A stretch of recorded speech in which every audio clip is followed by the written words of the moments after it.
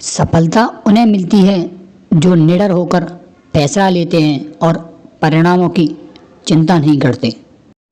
यह शब्द उस महान स्वतंत्रता सेनानी के हैं जो हमारे देश के प्रधानमंत्री भी रह चुके हैं। मैं बात कर रहा हूँ पंडित जवाहरलाल नेहरू जी के बारे में। मैं आपका दोस्त और आप देख रहे हैं हमारा YouTube channel inspirational peoples biography. अभी तक जिन्होंने हमारा चैनल सब्सक्राइब नहीं किया वो हमारा चैनल सब्सक्राइब कर लें। पंडित जवाहरलाल नेहरू का जन्म 14 नवंबर 1889 को उत्तर प्रदेश के इलाहाबाद में हुआ था, जिसका नाम बदलकर अब प्रयागराज कर दिया गया है। पंडित जवाहरलाल नेहरू कश्मीरी पंडित समुदाय से थे। उनके पिता का नाम मोतीलाल नेहरू और माता जी का नाम स्वरूप रानी था। पंडित जवाहरलाल नेहरू जी को बच्चों से बहुत लगाव था। पंडित जवाहरलाल नेहरू बच्चों को देश का भावी निर्माता मानते थे, इसीलिए उनके जन्मदिन को बाल दिवस के रूप में मनाया जाता है। पंडित जवाहरलाल नेहरू जी को बच्चे प्यार से चाचा नेहरू के रूप में बुलाते थे, इसीलिए बच्चे उन्हें प्यार से चाचा नेहरू के नाम से पुकारते थे। बात करते हैं पंडित जवाहरलाल नेहरू की शिक्षा के बारे में। उन्होंने अपनी प्रारंभिक शिक्षा अपने घर पर निजी शिक्षकों द्वारा प्राप्त की। 15 साल की उम्र में वे भारत से इंग्लैंड चले गए और हैरो में 2 साल रहने के बाद उन्होंने कैम्ब्रिज विश्वविद्यालय में प्रवेश लिया, जहां से उन्होंने प्राकृतिक विज्ञान में डिग्री प्राप्त की। 1912 में भारत लौटने के बाद वे सीधे राजनीति से जुड़ गए। यहाँ तक कि वे छात्र जीवन के दौरान भी विदेशी हुकूमत के अधीन देशों के स्वतंत्रता संघर्ष में रुचि रखते थे।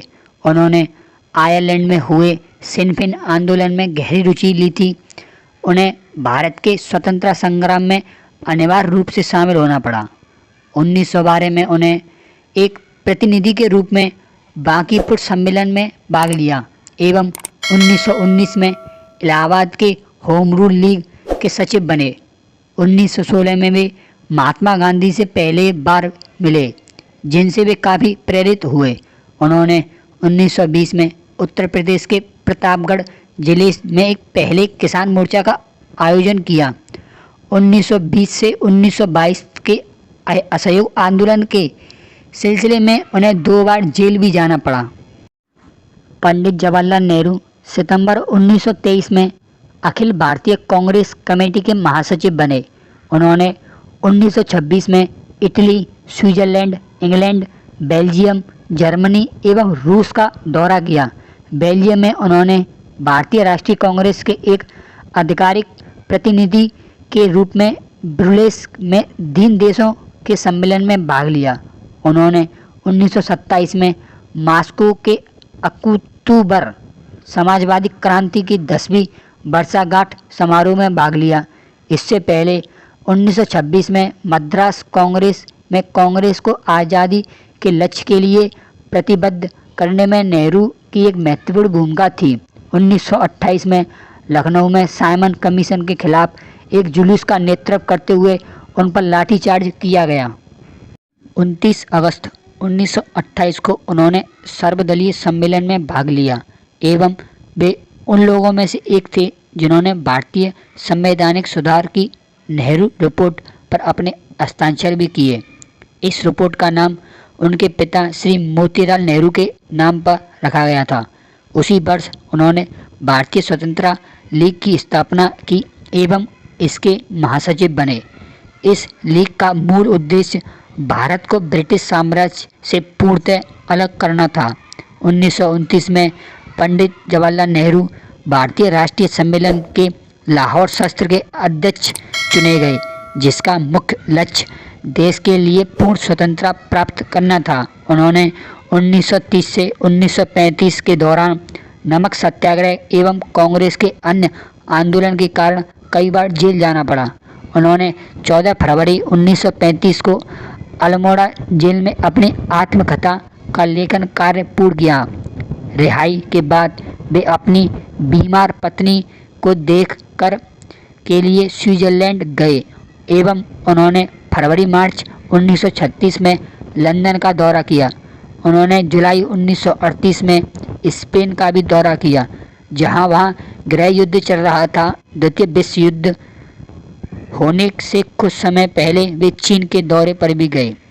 पंडित जवाहरलाल नेहरू ने भारत को युद्ध में भाग लेने के लिए मजबूर करने का विरोध करते हुए व्यक्तिगत सत्याग्रह किया, जिसका कारण 31 अक्टूबर 1940 को उन्हें गिरफ्तार कर लिया गया।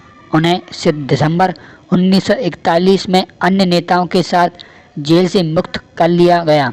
7 अगस्त 1942 को मुंबई में हुई अखिल भारतीय कांग्रेस कमेटी की बैठक में पंडित जवाहरलाल नेहरू ने ऐतिहासिक संकल्प भारत छोड़ो को कार्यबंदी करने का लक्ष्य निर्धारित किया।